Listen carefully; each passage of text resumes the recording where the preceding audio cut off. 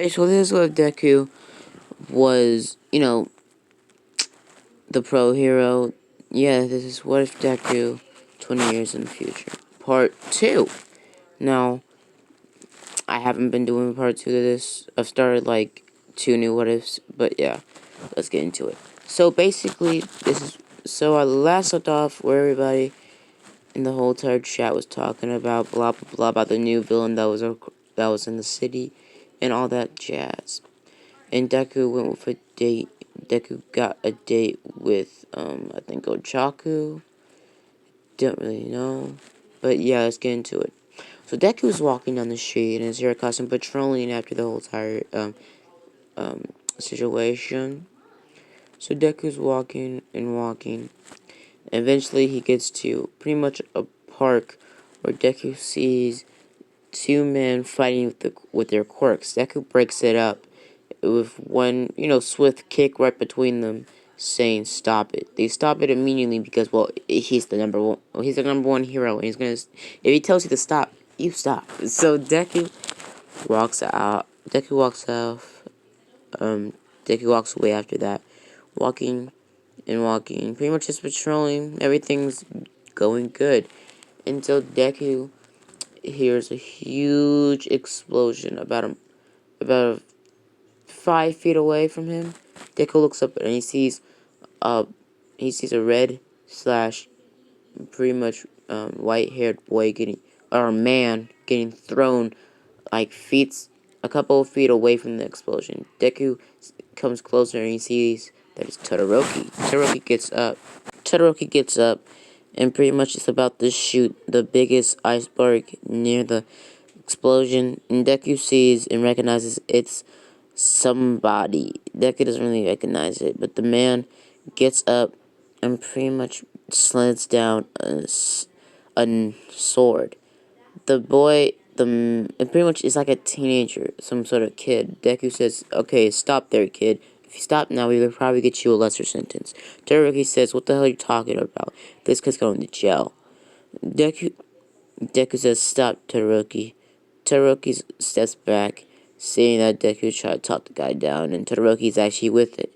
Because he doesn't want to, beat the shit out of this teenager, so he's just going to let Deku talk him down. He's talking the kid down, just talking him down. But eventually the kid slices Deku's hand and it's about to lick the blade. Deku sucker punches the kid right in the stomach, pushing him back, making the sword drop out of his hand. Deku sees that the kid was about to lick the sword, but Slade is in prison. I don't understand. Deku recognized that kid looked a lot like Slade, but he didn't have, such a wrinkly and such a disgusting, mangled, and terrifying face. More or less a teenager face. Deku put two together and said, Todoroki, this might be Slade's son. Todoroki says, what the hell? If Slade had a kid, the news would probably find out about it now. Slade's in prison. He got the electric key. He's still in prison right now. Deku, there's no way that could be his kid. He never had a kid when the police were investigating him. Deku says, maybe he does. He didn't just tell anybody. Todoroki shoots a huge wall of flame to try to keep the kid in one area for a long amount of time so the police can show up and arrest this kid. The kid dodges the flame attack and throws a knife at Todoroki. Todoroki gets his hand cut. The kid's about to run over there and lick Todoroki's hand. Todoroki ignites his hand into fire, and the kid dodges the hand smack that Todoroki was about to go for. The kid was about to lick his hand. Deku rushes towards the kid, and the Detroit pretty much smashes right into the kid's chest, pushing him back into a car, knocking him out cold. They interrogate the boy, and they do a little DNA test because Deku wanted a DNA test. And they found out that the kid was, in fact, Slade's son. Deku was confused, and Todoroki was confused as well. If Slade had a kid, what is he hiding?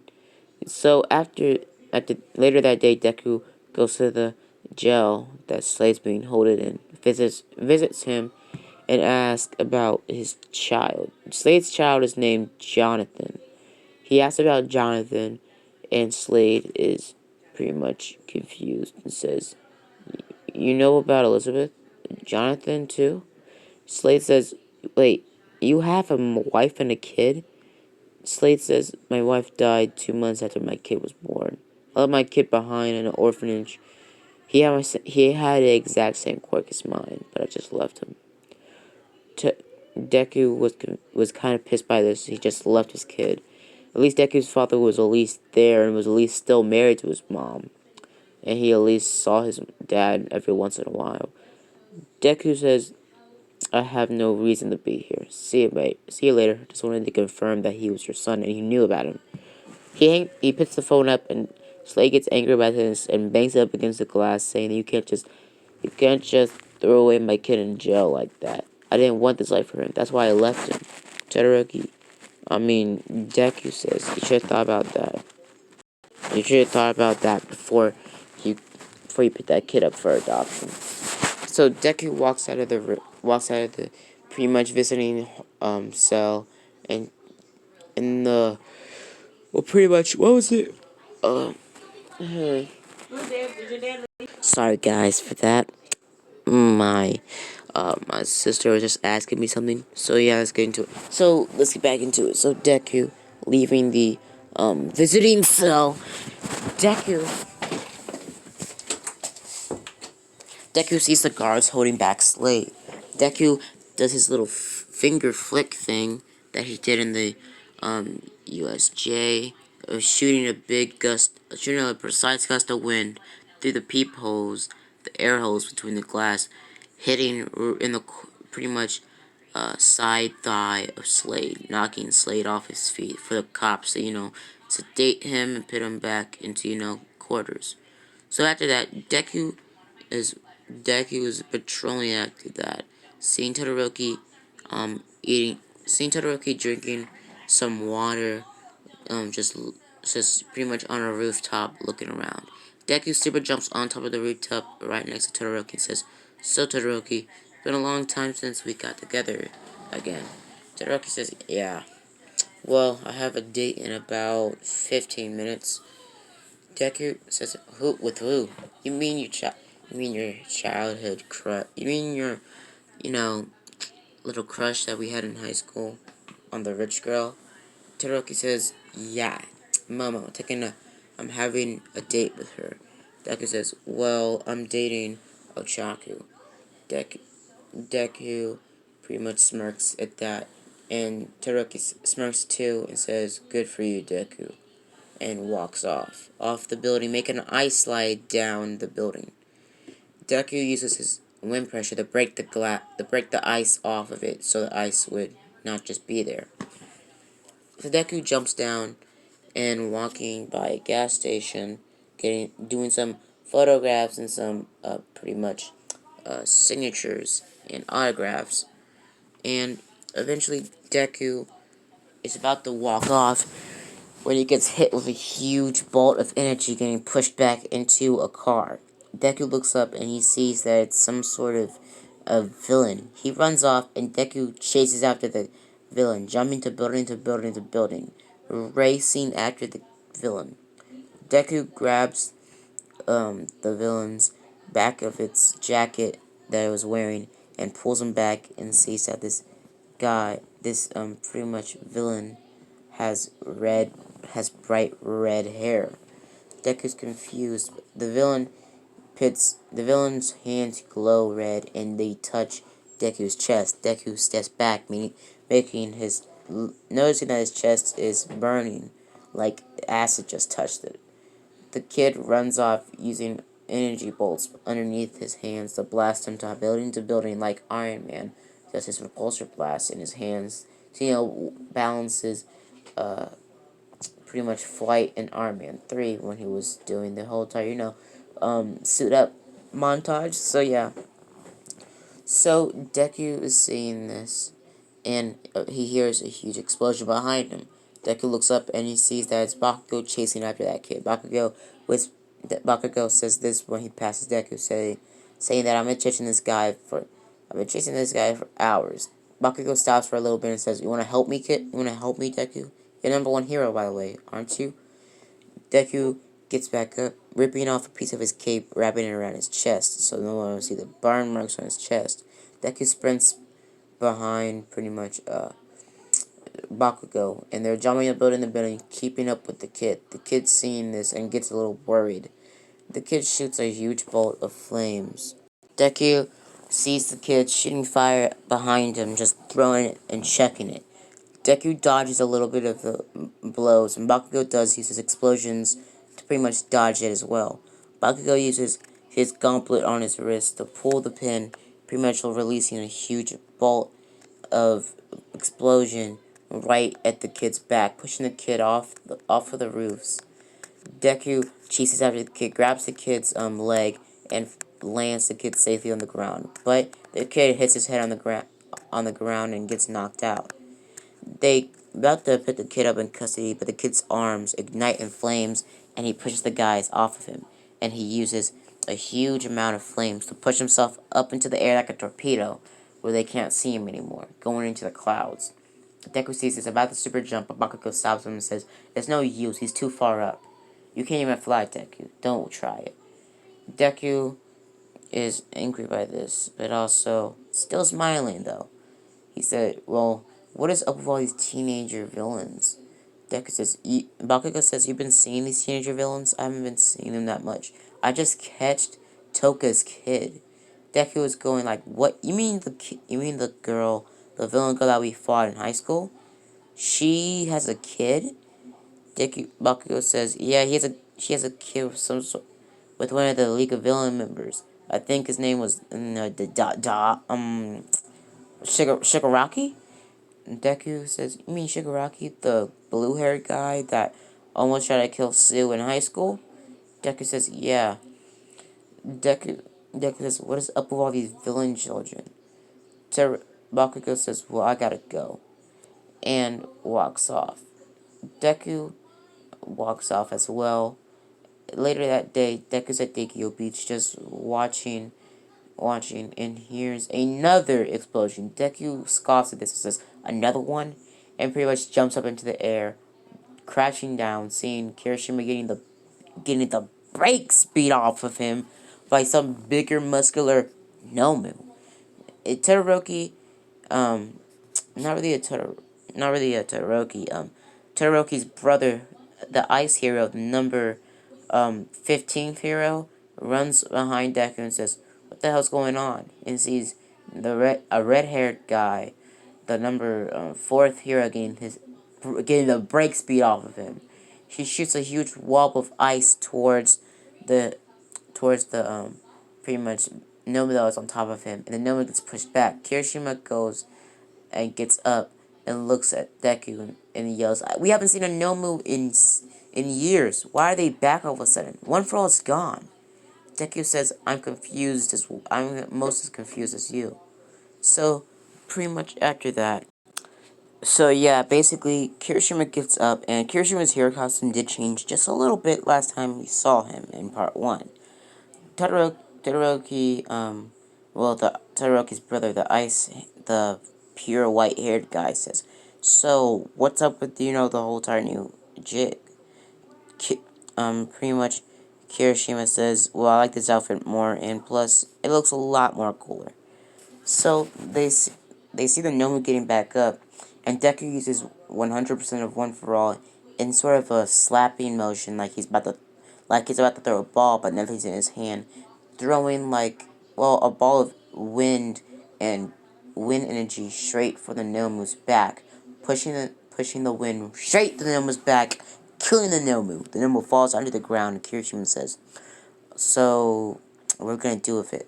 The police will deal with it later, and find out where it came from."